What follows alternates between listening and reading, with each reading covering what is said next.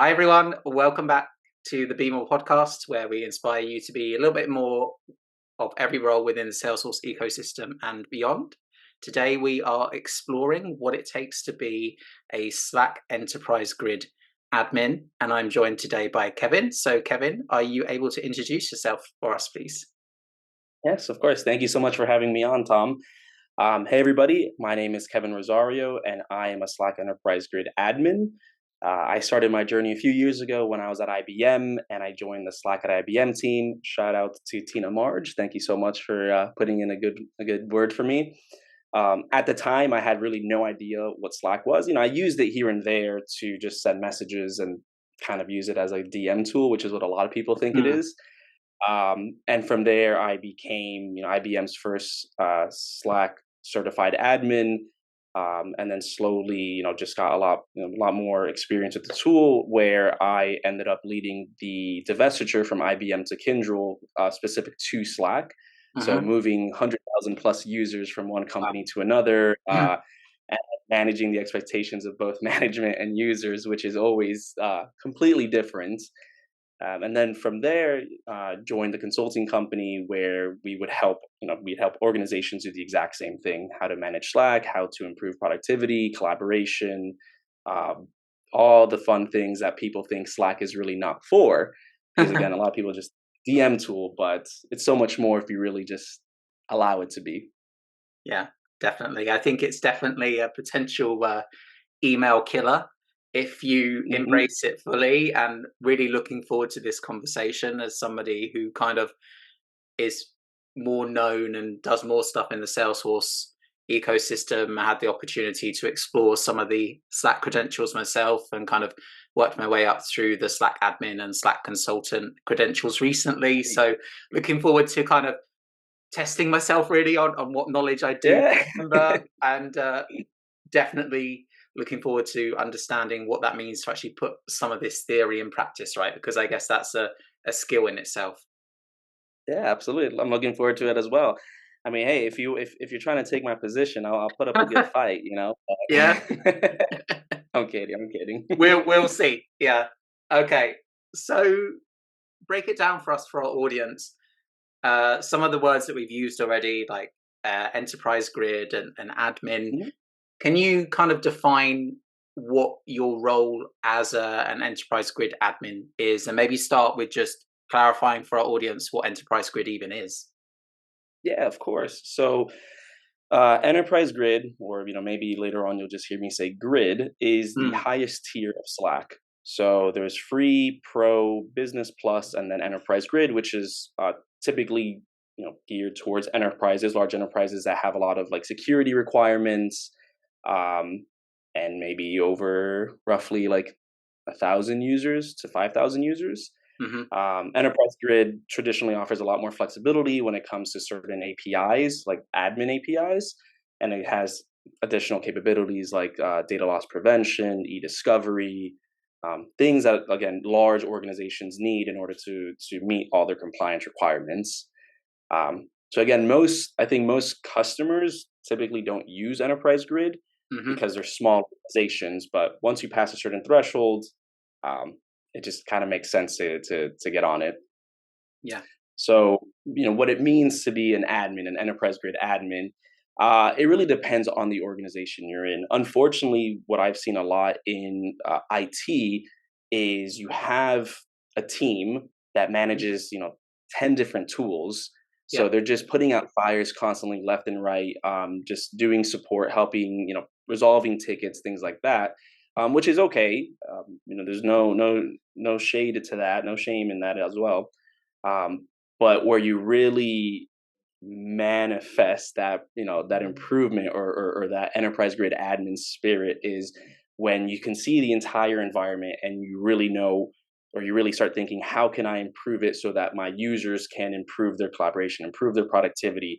How can we take barriers away? How can we connect Slack with things like ServiceNow or Zoom Hmm. or uh, Outlook Calendar, just or Yep. Zapier, like all these different tools? Yeah. How can we connect all of this into one ecosystem to just have users spend 80% of their time in Slack rather than going back and forth between all these different applications and all these tools and really get hit with what they call the toggle tax.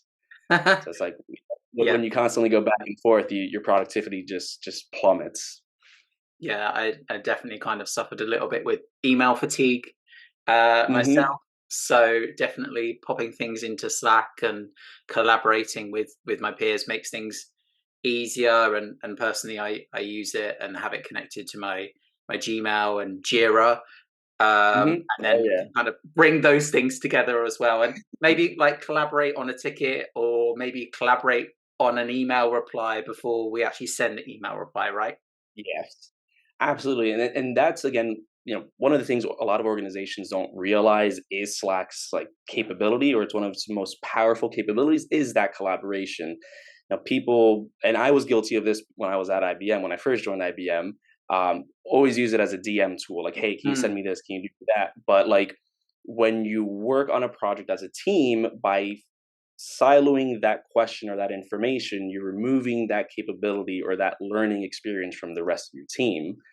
Um, so it's also just like a mind shift to go from like private one-on-one, so more openly public forum, and asking questions where others can see it. It's a little scary at first, yeah. but I mean, it's the whole purpose of it. I don't think people are going to judge you, and if unfortunately people judge you for asking a question that's valuable, then I think there are other issues at hand. Yeah, definitely. And I think, yeah, the kind of general rule is collaboration.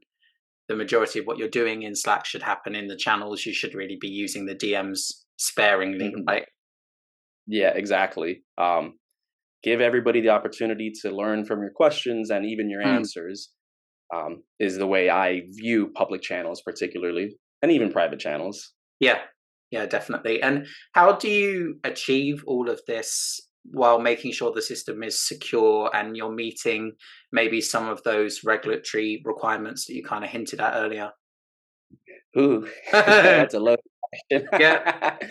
um, so focusing on enterprise grid, um, Slack, as Slack the company, um, typically has ideas of how they want their clients to set up their environment. So one of the pros to Enterprise Grid is you could have multiple workspaces. So all the other plans is just a single workspace where you have all your Mm, channels, whereas Enterprise Grid you could have unlimited amount of workspaces. When we were doing the migration from IBM to Kyndryl, they suggested we have a workspace for internal communications, so only people in the company can be there, or channels that are related only to internal projects are there. yeah. You have an external workspace where if you need to collaborate with a client, partner, vendor, you have it there, and you use a channel naming convention, something like ext dash project channel name with the Hmm. client. And there and only there could you actually talk to your external peers. And then sometimes you had like a third one for social channels, like dogs or cats, pets, Yeah. which could just be merge into the internal one. But now Slack has been changing the way that they're thinking of how to do that, and I think they're just simplifying it to, hey, you could have one workspace, no problem, but use channel naming conventions. So again, any channel with external, partners, vendors, clients, just name it ext dash vendor Mm, name, project name, yeah. etc. But use it with Slack Connect. So Slack, again, it's kind of Yeah. funny. Slack company, Slack tool. Slack company is really pushing, or has been pushing, the notion of Slack Connect for years as the more secure way of connecting with these external partners. So rather than inviting them into your environment as a guest and them using a username and password that is not associated to your single sign-on, rather than doing that, you force them to either have a Slack plan. It could even be free, which I have my own thoughts Yeah. on that. But essentially, it secures your environment by forcing you to only have them in specific channels, while also not being necessarily responsible for their account deactivation. So the summary is: use Slack Connect, use channel prefixes, channel naming Hmm. conventions, and if you must use guests, if you must use guests, ensure that they have a deactivation date, 30, 60, 90, whatever the policy is for your organization. That way, you just have to have a continuous business need. If they need to stay active, you just re up them. Hmm. Yeah, I think that's great, solid advice there.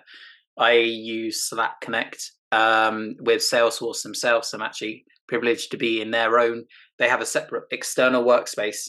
So Mm, within that workspace, working with people on like super badges or exams or whatever it may be, and they definitely do that really well because they have different channels within that workspace that I can see if I'm allowed to see. If mm, I'm not, then I'm not, and it's kind of tied back to my own personal kind of workspace itself. Like I'm a Slack Connect user into the Salesforce external workspace. So yeah, that kind of, I guess, offloads the admin burden to my workspace, my home workspace, exactly. if that makes sense. Yeah, So yeah, yeah. yeah, definitely understand that, and I think that's great advice there with the guest policy. So I'm gonna try to remember that one going forward for my own benefit. Yeah. So thinking about your role as a grid admin, how do you interact with other roles like users and maybe I don't know the data protection team or the legal team? Like, how does that work in reality? Yeah. Um, I wish I could say it's extremely easy, Yeah. and direct. Well, it is direct. The reality is, when you own the enterprise grid, either you're the main owner or you're an org admin, you're part of the team. You're gonna have all these different teams like infosec, legal, HR reaching out to you or your leader saying, "Hey, we need XYZ to happen yesterday." So how can we balance all these different teams and organizations within the company? It's hard, honestly. Like, you are putting out fires left and right. Sometimes infosec will want something, they Mhm. want the strictest restrictions that you could ever find in Slack because they just don't really know what the capabilities are. I've had in the past where they did not want to use Slack Connect because they felt or they understood that we are adding all these external people to our environment. And once we broke it down that that's not the case, it's actually the more secure solution. They came around and realized that, yeah, we should be using this. So oftentimes it's teams are just, they have their own things going on, they Mm. have their own files putting out, so they just, hey, we need this done and that's it. So we just need to spend time educating all the relevant teams like what these features are. For the users, that is the hardest, but it's also the most fulfilling because working with users, like, they are the end users. They experience all the little changes that go out either from Slack Corporation itself Mhm. or policies that we implement. So Yep. using users, using your users is a great way to truly test like whether or not the changes are effective, from an organizational standpoint. Because oftentimes we just push changes, we say, that's good enough, it's going to be good, but we could do a lot more harm than intended. So a lot of organizations actually have Slack champions. Mhm. Slack Corporation can also help, build that up.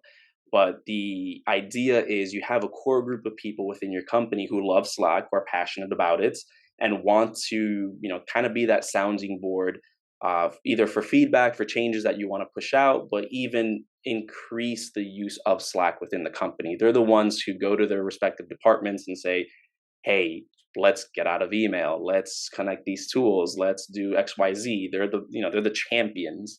Thinking about your role as a Slack grid admin, do you do this alongside other responsibilities, or does the kind of role of being an admin for enterprise grid organization kind of keep you busy? Um, it depends on the organization. Mm. Uh, so Yeah. I mentioned, very early on, a lot of teams just mash all these different tools and just give it to a few people and say, all right, y'all got to take care of all of this. Yeah. Um, IBM, I was lucky. I only focused on Slack when I was on the team. Then when I moved over to Kyndryl, I was a team leader for like Jira, Slack, Watson Media, WebEx, Mural, and another one.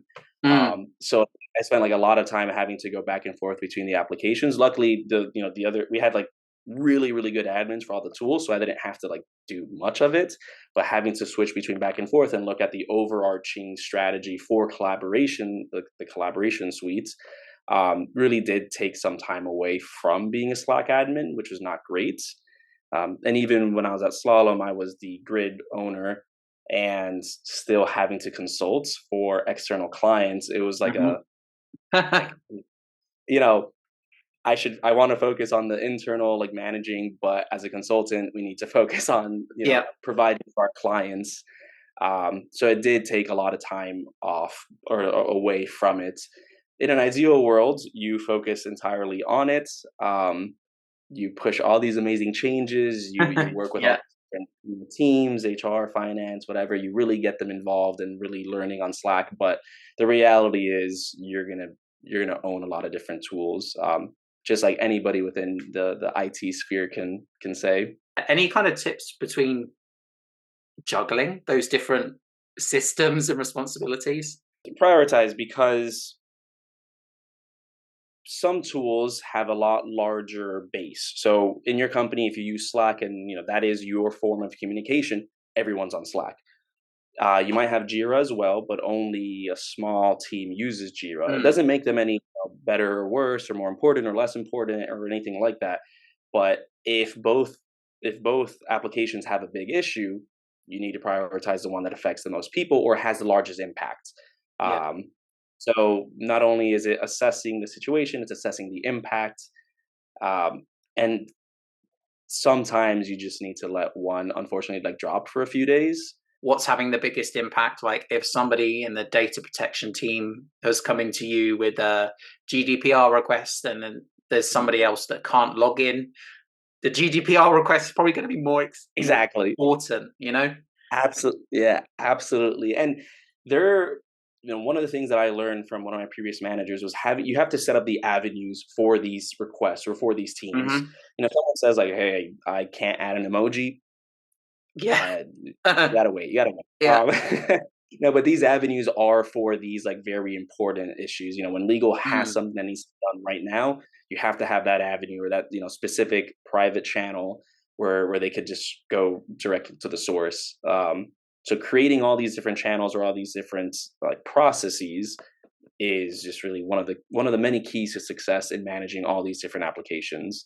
If your company has an amazing help desk and the company empowers the help desk to actually do the work they need, your life as an admin will be so much easier.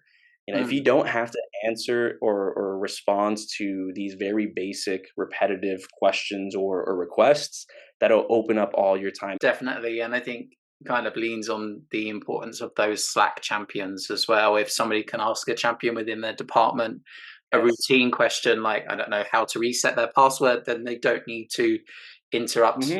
other teams. So I think that's the kind of the power and the value of having those types of roles too, right? Absolutely, yeah. The Slack champions, they will be, the number one like go to. You have a Slack champions channel. People can ask, they'll Mm, answer.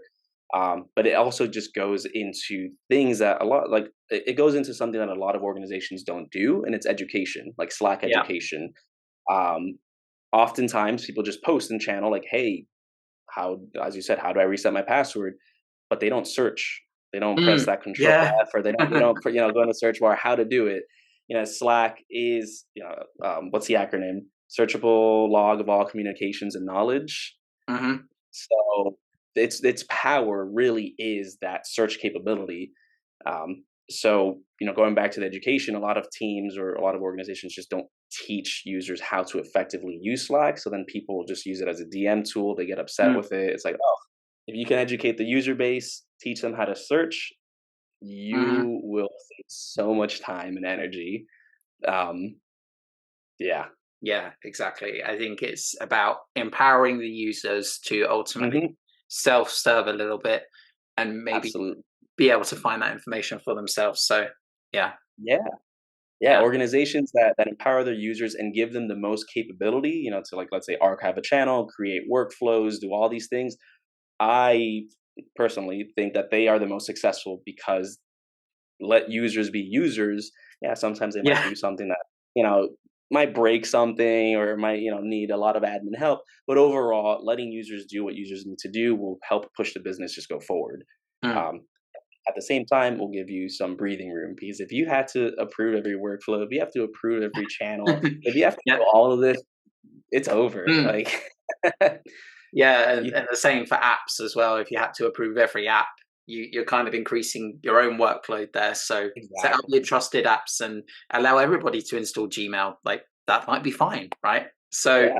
yeah, totally. Okay, so kind of picking up the pace a little bit, but thinking about if you were listening to this podcast and you were perhaps looking to explore this role a little bit more, what Mhm. tips or advice would you give to somebody looking to kind of start out? Be curious. Yeah. Always ask questions. Like always ask questions like why. One of the things a previous manager told me, who works at Slack now, someone asked me for something, and I was like, yeah, sure. And he's like, but why? I'm like, what Yeah. do you mean why? You're supposed to just keep on asking why, because if someone says I need you to do something, and you ask why, you might get to a different outcome.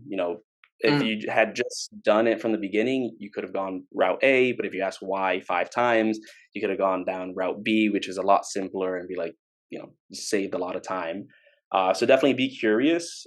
And two, if you're passionate about, maybe like change management or wanting to change how people work, change, or excuse me, if you want to create new processes, um, I'd say it's perfect. Again, if the organization really values that, this is a perfect type of mhm. role. Yep. Um, you will definitely have some more technical questions, but if you can carve out that like niche of that change management and really re-educating or reinvigorating your company or your team, um, to change the way they work, then it's amazing. And I'd say lastly, so be curious. If you love change management and want to help people, that's definitely it. Um, and then lastly, just be persistent. Uh, I think it's right now. I think right now it's hard. Persistent in two ways. It's hard to find a Slack admin role right now because again, Mhm. companies just tend to lump it into just general IT services or IT teams. Yep. Persistent, go just do it. Learn all these different tools. It'll help you grow so much. And then the other side of persistence is what we were saying, negotiating with different teams on pushing out new updates or creating new policies. Like you have to be an advocate for both the company and Mm, the users. Um, yeah. so if you can do that, you will be very successful in this role. Thinking about your own journey, if you were to start again on the kind of path to becoming a StackGrid admin, is there anything you would do differently or change? Yes.